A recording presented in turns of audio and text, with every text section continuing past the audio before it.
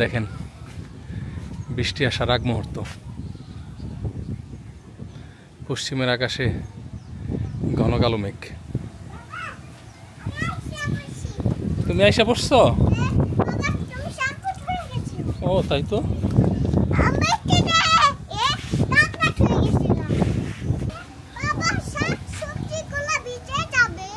হ্যাঁ হ্যাঁ, শাকসবজি ভিজে যাবে, বাতাস শুরু হয়ে গেছে।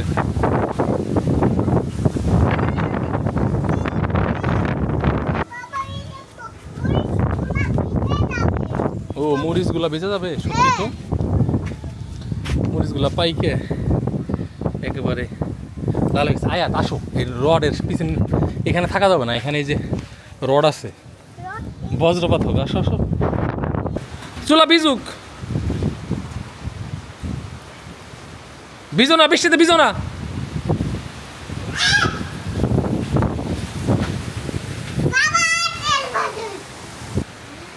বৃষ্টি আয়, জ্বর হইস না। এবার অন্ধকার হয়ে বৃষ্টি আসতেছে, যদিও এখন মাত্র বিকাল 4:30।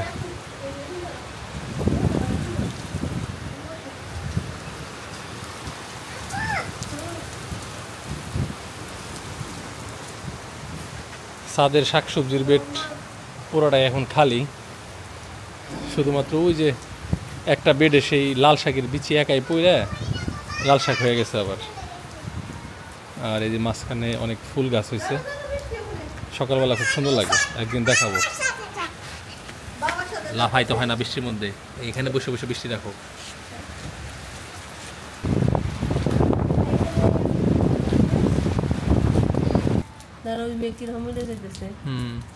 বৃষ্টি চলে গেল আয়াত। এই সামসাম করা যাবো না।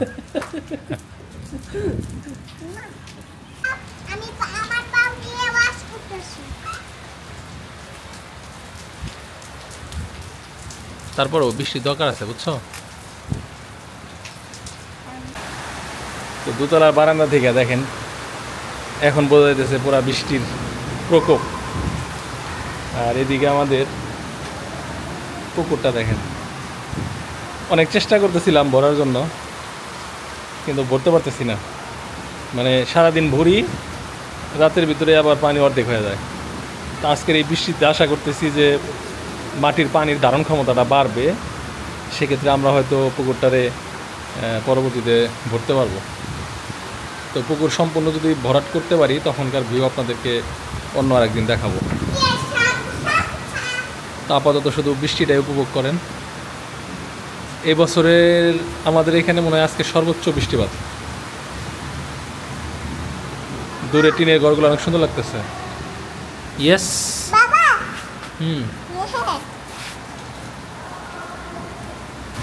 এখন সমস্যা হইতেছে, আজকে সকালেই জমিতে ভুট্টা লাগাইছি।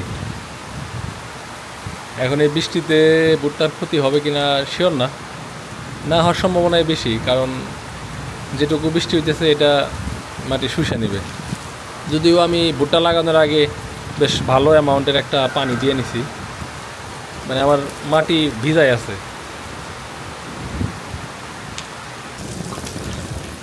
বৃষ্টির স্পিড কিছুটা কমছে, তো দেখতে আসলাম ছাদ বাগানের পানি নিষ্কাশনের অবস্থা ঠিক আছে কিনা।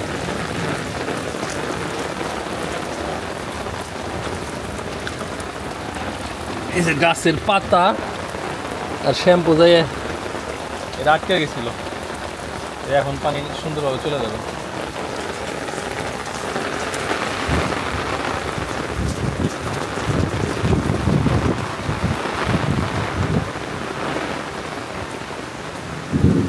কেরাদানি রাস্তায় খের মেলে দিছিল,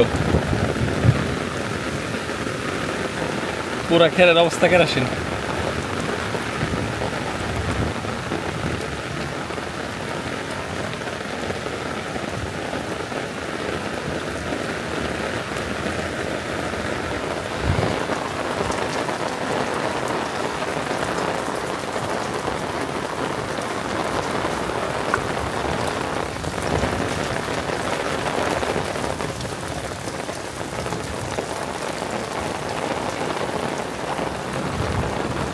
এই যে এই বেডে লাল শাকের বিচি একাই পইরে সুন্দরভাবে জ্বালাইছিল, মনে হচ্ছে লাগাইছি। এখন এই বৃষ্টিতে তো শুয়ে পড়লো, অসুবিধা নাই, আবার রোদ পেলে দাঁড়িয়ে যাবে।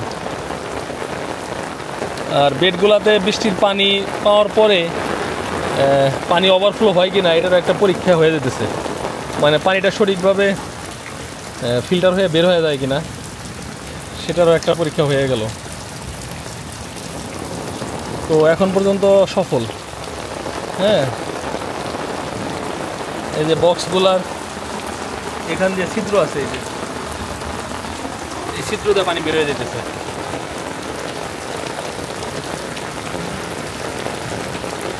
প্রত্যেকটাতেই তাই, আপনাদের যদি একটু ক্লোজলি দেখাই,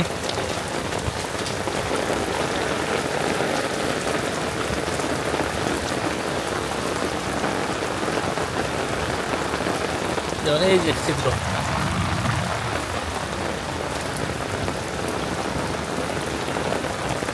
সিজনের প্রথম বড় বৃষ্টি।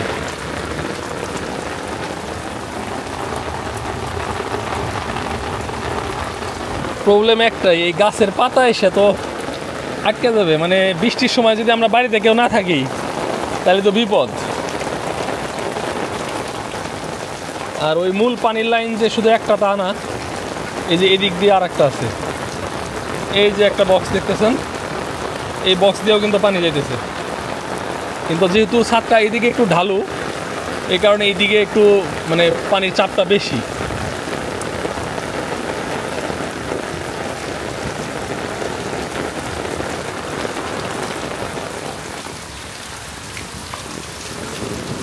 আর এই জায়গাটা মূলত আমাদের বসার জায়গা।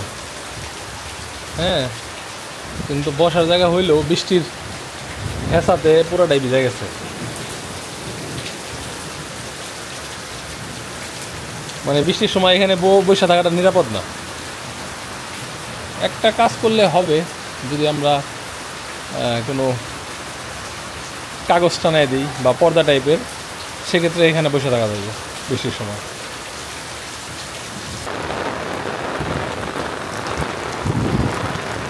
এখান থেকে যতটুকু বুঝতেছি আমার ভুট্টার জমি পুরোটাই পানি নিছে।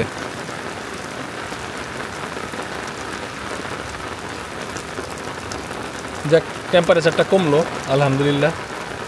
দিনের বেলা এখন মাঝে মধ্যে 36 তো অ্যাভারেজ 37-38 ডিগ্রি তাপমাত্রা উঠে যায়, আর রাতে সেটা কমতে কমতে বর্তমানে 28 আমাদের এইদিকে আর কি, মানিকগঞ্জে।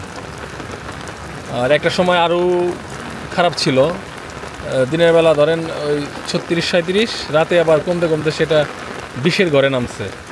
তখন ওই আবহাওয়ার তারতম্যের কারণে ঠান্ডা সর্দি এগুলো লেগে গেছে। তো যাই হোক, বৃষ্টিতে প্রায় ভিজাই গেছি, নিচে নামি, নাহলে আবার এই বৃষ্টির থেকেও ঠান্ডা লাগতে পারে। তো কিছুক্ষণ পর পর আইসা দেখতে হবে ছাদের অবস্থা।